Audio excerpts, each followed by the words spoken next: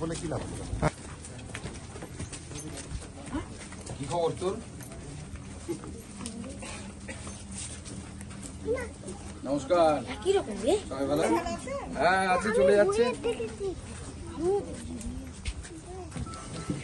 যোগাযোগ করেছিল তোর সাথে? ফোন করেছিল আমার লোক ওখান থেকে, দিল্লি থেকে? হিন্দিতে কথা বলছিল তো? ঠিক আছে, আসি। ওই চেয়ারগুলো এদিকে সময় এদিকে বসে মাঝখানে দিতে হবে। আসি।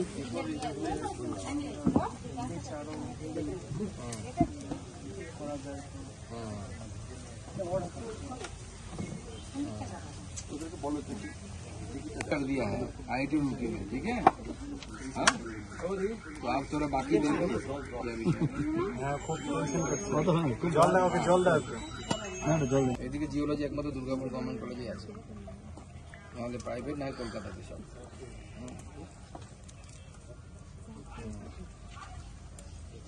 IIT রুগী থেকে করলে ওটা কি এমটেক হবে তো? হ্যাঁ, MSc হবে। আচ্ছা, এটা করছি। বাদবাকি তো আমরা আছি। ওখানে তো সব সমস্যা হয়ে গেল। একটু এখন যে কদিন আছে সময় নেই, এখন সবে যেতে হবে। দেখুন, আমাদের অত্যন্ত দুস্থ পরিবারের ছেলে নীলাঞ্জন, ও IIT রুড়কি, সেই IIT রুড়কিতে ও MSc জিওলজি করার জন্য চান্স পেয়েছে। জিওলজিতে MSc করার জন্য। তার আগে ও দুর্গাপুর গভর্নমেন্ট কলেজ থেকে BSc জিওলজিতে কমপ্লিট করে। তো আর্থিক সামর্থ্য না থাকার জন্য বেচারা পড়তে পারছিল না। চান্স পাওয়ার পরেও, পরীক্ষা দিয়ে চান্স পাওয়ার পরেও ও সেই পড়ার সুযোগ পাচ্ছিল না। তো বালুঘাট কলেজের অধ্যাপক দুলাল বর্মন, ফিজিক্সের অধ্যাপক, তিনি আমার সাথে যোগাযোগ করেন, যেহেতু তিনি আমার পূর্ব পরিচিত। এবং যোগাযোগ করার পর আমরা বিষয়টি হাতে নিই, আমি বিষয়টি হাতে নিই এবং আমি আমার মন্ত্রণালয়ের মাধ্যমে IIT রুড়কির সাথে যোগাযোগ করি। IIT রুড়কির সাথে কথা হয়েছে, ওরা ওদের অ্যালুমনি যে অ্যাসোসিয়েশন আছে সেই অ্যাসোসিয়েশনের মাধ্যমে একে আর্থিক সহায়তা করে যাতে এই পড়াশোনাটা কমপ্লিট করতে পারে তার ব্যবস্থা করবে।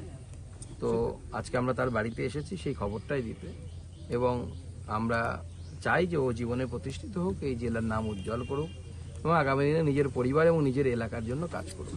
শুধু ভর্তি না, তার পাশাপাশি তো একটা বড় না, ভর্তি এবং তার সাথে পুরো কোর্সটা, যাতে ওর আর্থিক অবস্থা আপনারা দেখতেই পাচ্ছেন, বাড়ি ঘরের অবস্থা দেখতেই পাচ্ছেন, বাবা মার পক্ষে তো সম্ভব না।